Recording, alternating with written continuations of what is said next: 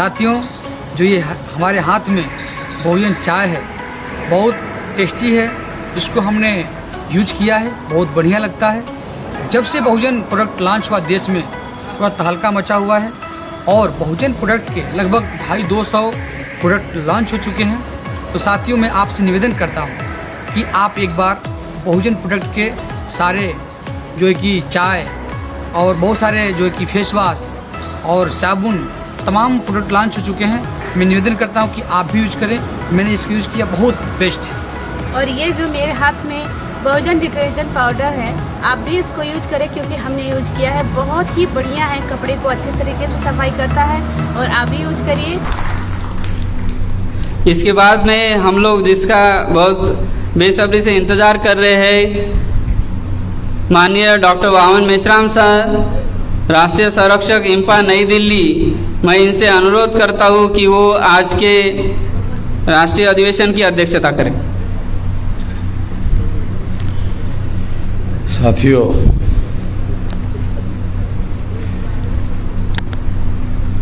आज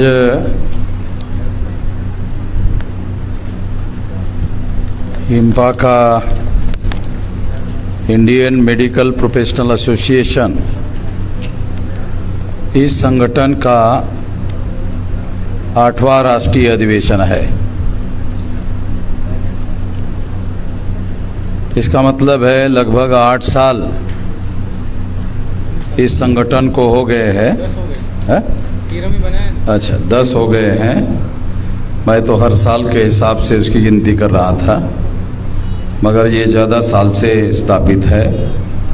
तो साथियों, जिस तरह से इंडियन मेडिकल प्रोफेशनल एसोसिएशन का राष्ट्रीय अधिवेशन आज हो रहा है, उसी तरीके से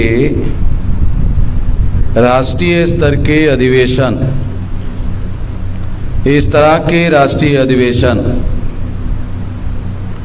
ऐसे राष्ट्रीय अधिवेशन लगभग हम लोगों ने 17 राष्ट्रीय अधिवेशन हो रहे हैं।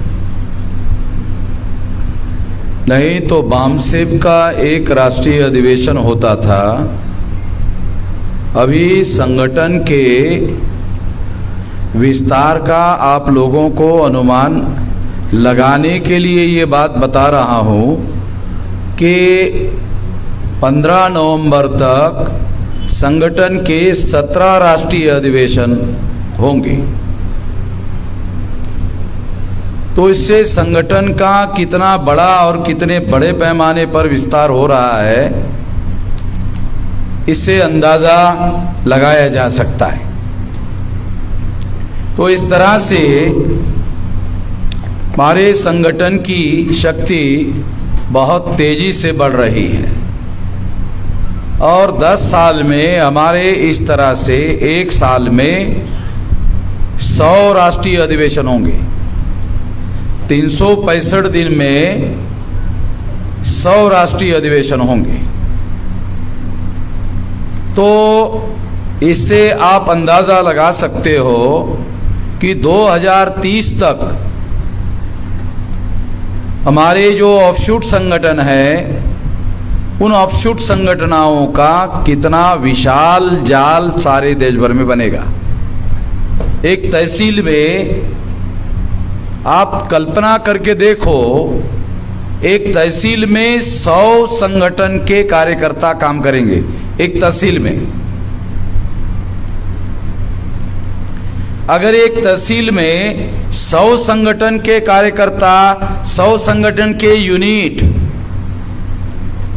अगर कार्यरत रहेंगे तो कितनी बड़ी ऊर्जा और कितना बड़ा संगठन विस्तारित होगा, कितनी बड़ी शक्ति होगी, कितनी बड़ी संगठित शक्ति होगी,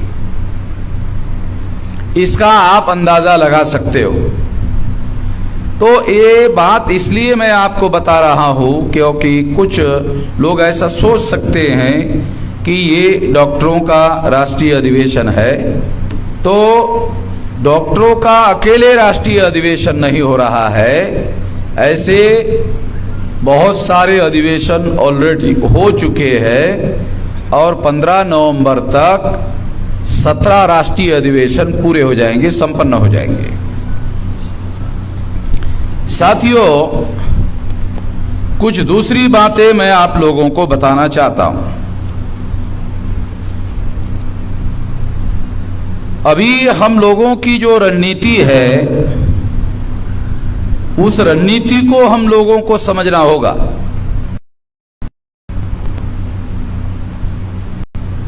हमने पिछले कई सालों को लगाकर, मैं खुद ही उम्र की 18 साल 3-4 महीने का रहा होगा, तब से इस काम में लगा हुआ हूं। अभी मेरी उम्र 65 साल की हो रही है, तो 47 के लगभग साल हो रहे हैं। इतने साल से मैं इस संगठन की प्रक्रिया में लगा हूँ, बनाने की प्रक्रिया में लगा हुआ हूँ। 2000 में मैं इस संगठन का बामसेफ का राष्ट्रीय अध्यक्ष हो गया हूँ और लगभग 23वां साल चल रहा है मैं राष्ट्रीय अध्यक्ष हूँ। तो इस 23वें साल में ये संगठन 31 राज्यों में 567 जिलों में और 4000 से ज़्यादा तहसीलों में, 22,000 से ज़्यादा ब्लॉक में और 1.5 लाख से ज़्यादा गांवों में ये संगठन फैल गया है। तो आने वाले समय में हम लोग जो है ये 6.5 लाख गांवों में से 6 लाख गांवों तक इसका विस्तारित करने की योजना है। और मेरा ऐसा मानना है कि ये 6 लाख गांवों तक का संगठन 2030 तक पूरा हो जाएगा। 2030 तक 6 लाख गांवों में हमारा संगठन फैल जाएगा और तमाम और संगठन भी गांवों में, मजदूरों का संगठन, किसानों का संगठन, तो ये भी बड़े पैमाने पर फैल जाएगा। आजकल गांव के अंदर भी कुछ कर्मचारी भी मिलते हैं, तो गांव के अंदर भी हमारा बामसेफ का नेटवर्क जो है फैलेगा। हमारी ये भी योजना है कि 3.5 लाख ग्राम पंचायत है, 6.5 लाख गांव है। हर गांव में ग्राम पंचायत नहीं है, तो हम ग्राम पंचायत का भी संगठन, सरपंच लोगों का संगठन, ग्राम पंचायत के पंचों का संगठन, जो अभी है उनका संगठन, जो रह चुके हैं उनका संगठन, समाज को जोड़ने के लिए, क्योंकि जो ग्राम पंचायत में सदस्य है और रह चुके हैं वो प्रतिनिधि है गांव के, तो गांव के लोगों को जोड़ने वाले लोग हैं, उनका अगर हम संगठन बना लेते हैं तो ये गांव के लोगों को हर संभव, हमारे जो SC ST OBC माइनॉरिटी के लोग हैं उनको जोड़ने में कामयाब हो जाएंगे। तो इस तरीके से हम लोगों को काम करना बहुत ज़्यादा ज़रूरी है और इसीलिए इस तरीके से हम लोग काम कर रहे हैं। तो 10 साल में हमारी जो बड़ी रणनीति है वो है बाम से पढ़े लिखे लोगों का, एजुकेटेड क्लास, ए वर्ग है, एजुकेटेड क्लास, पढ़ा लिखा वर्ग, इनका संगठन है बाम से। तो अब हम लोग ये जो क्लास है उससे संगठन को मास की दिशा में लेके जा रहे हैं।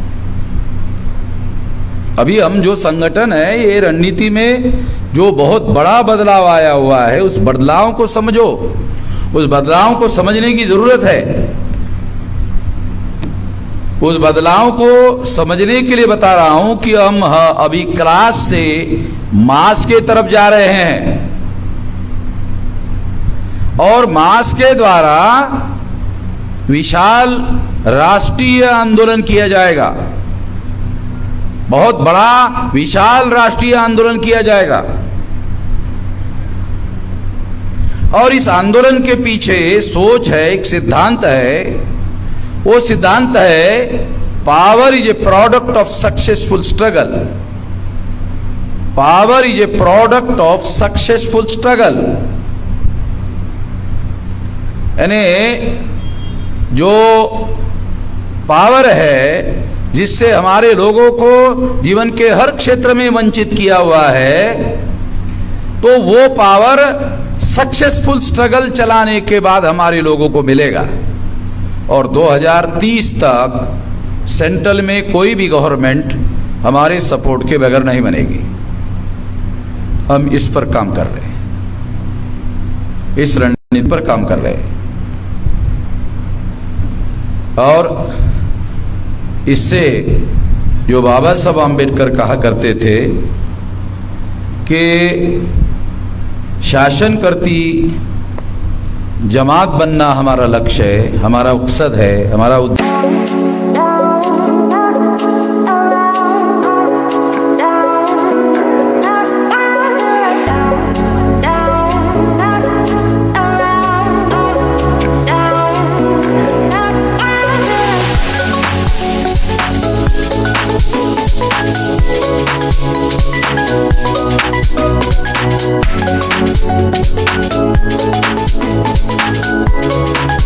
देश है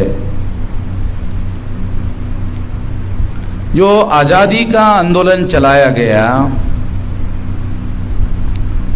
और आजादी का आंदोलन चलाने के बाद आजादी के आंदोलन पर ब्राह्मणों ने कब्जा किया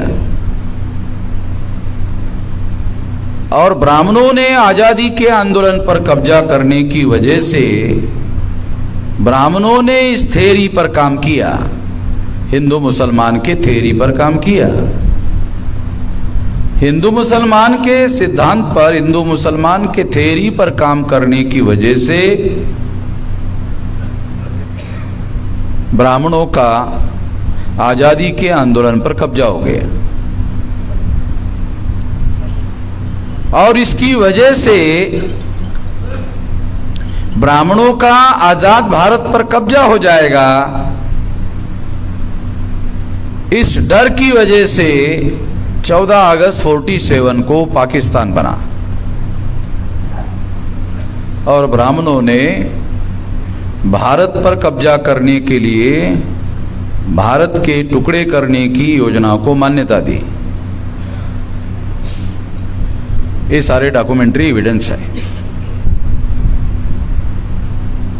और कब्जा करने के बाद में उस कब्जे को परमानेंट बनाने के लिए मुसलमान पाकिस्तान में जाने के बाद भी हिंदू मुसलमान का सिद्धांत चालू ही रखा, ताकि शेड्यूल कास्ट के लोगों को जो संवैधानिक अधिकार शेड्यूल कास्ट के नाम पर मिले हुए हैं, शेड्यूल ट्राइब के लोगों को शेड्यूल ट्राइब के नाम पर जो अधिकार मिले हुए हैं, ओबीसी को ओबीसी के नाम पर जो अधिकार मिले हुए हैं, तो इनकी संख्या 74.5% हो जाती है।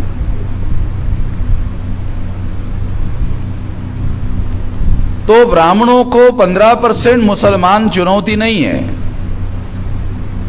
ब्राह्मणों की संख्या देश में 3.5% है और 3.5% जो ब्राह्मण है उन ब्राह्मणों को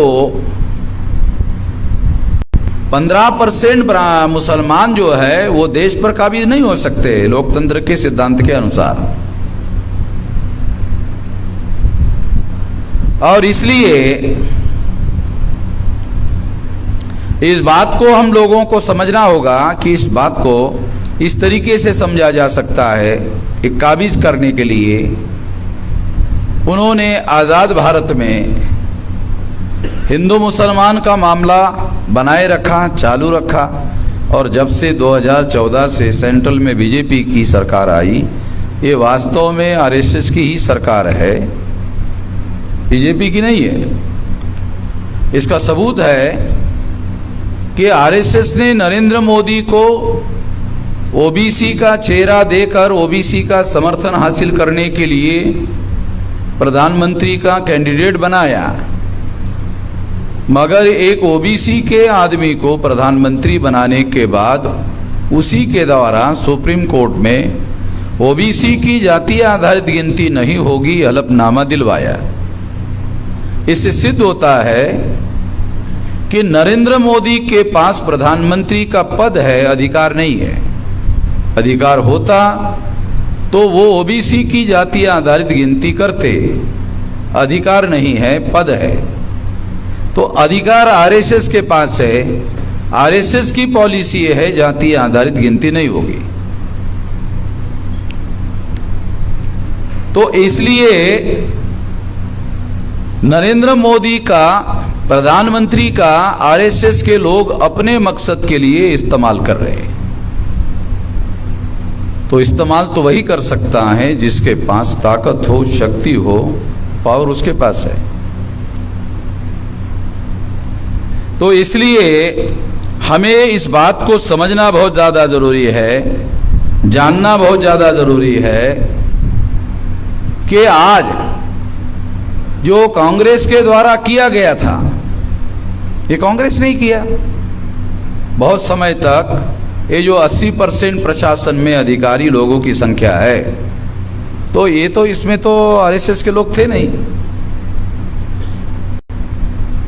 तो ये जो अधिकारी 80% तक थे और भ्रष्टाचार करते थे और भ्रष्टाचार से मिला हुआ पैसा दान में आरएसएस को देते थे, तो आरएसएस बनी। पैसा चाहिए ना बनाने की। आज आरएसएस जो है भारत का राष्ट्रीय स्तर का बहुत बड़ा आतंकवादी संगठन है। और यह बात न्यायपालिका भी मानती है, क्योंकि अजमेर बम ब्लास्ट में न्यायपालिका ने आरएसएस के कार्यकर्ता को आजीवन कारावास दिया। न्यायपालिका भी मान रही है। आपको मालूम नहीं, 18 आतंकवाद की घटनाओं में आरएसएस के लोग शामिल है। ऐसे केसेस अभी भी चल रहे हैं। 18 केसेस चल रहे आतंकवाद के आरएसएस पर, और एक केस आरएसएस पर देशद्रोह का है।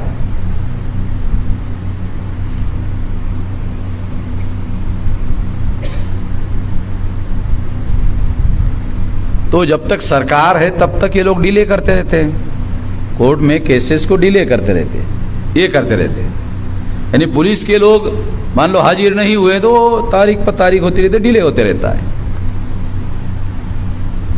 तो आरएसएस राष्ट्रीय स्तर का आतंकवादी संगठन है।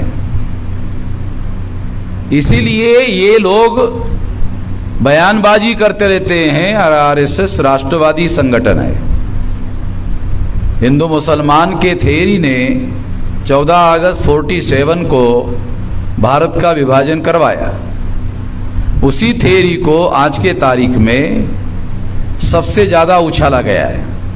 हिंदू मुसलमान की थेरी आज के तारीख में सबसे ज़्यादा उछाली जा रही है, जिस थेरी ने 14 अगस्त 47 को भारत का विभाजन कराया।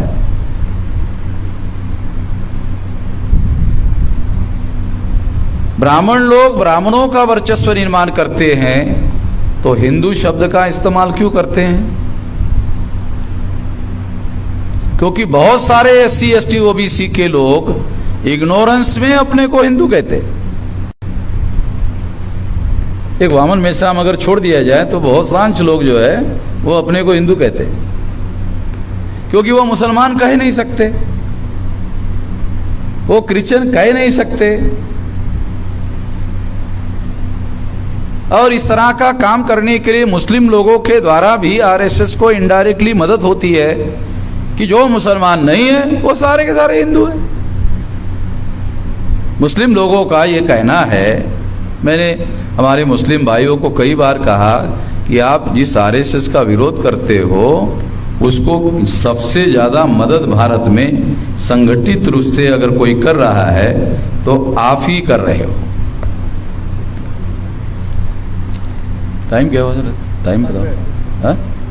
हाँ, तो इसलिए मैं अपनी बात, क्योंकि 5 बजे इसे समाप्त करना है, तो हमने 6 तारीख को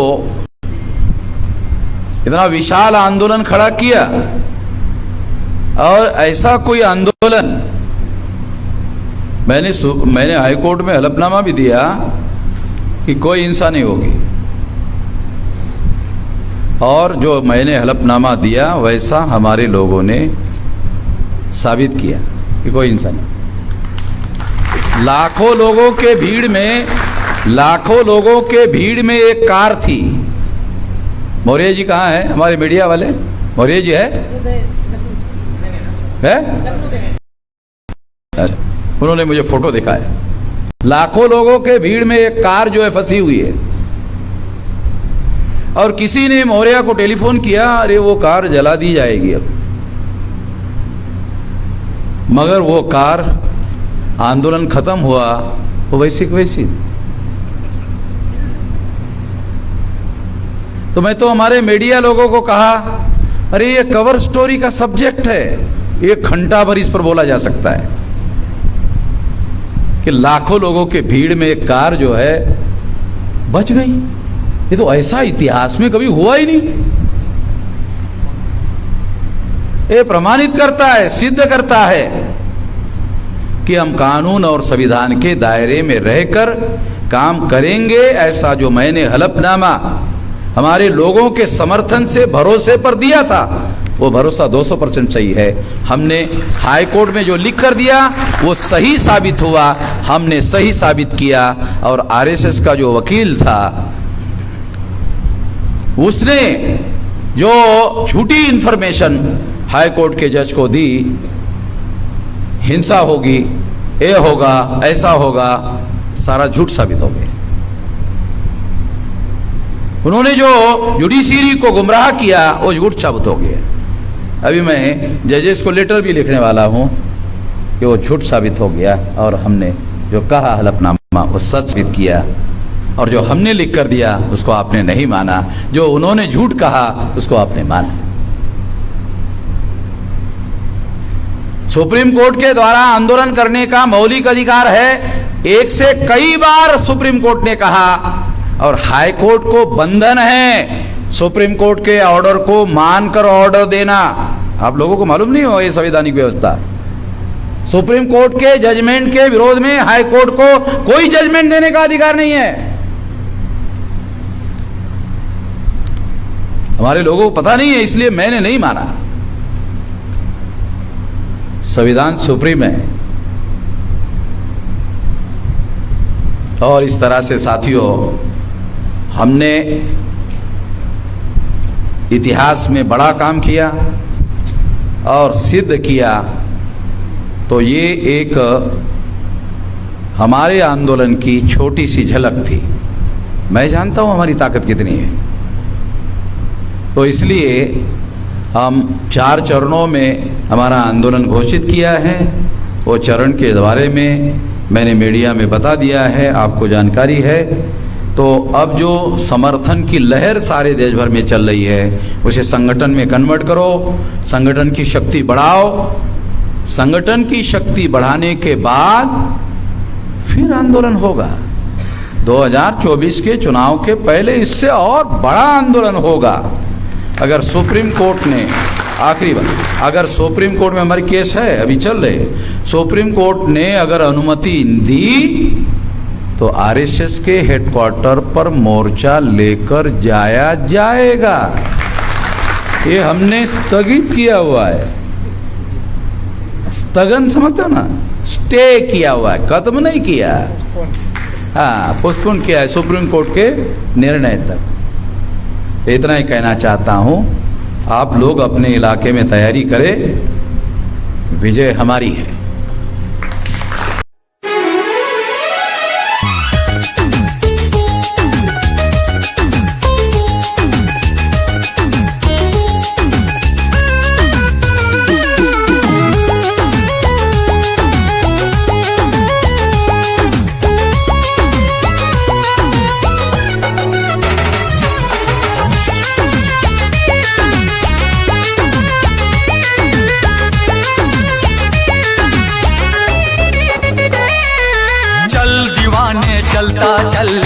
चलता चल तू चलता चल।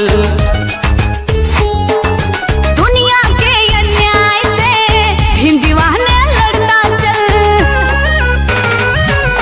चल दीवाने चलता चल, चलता चल तू चलता चल। दुनिया के अन्याय से भीम दीवाने लड़ता चल। नागवंश का नायक है तू, द्रविड़ों का सरदार है। मौर्य वंश का है जुनून, तू भारत का रखवार है।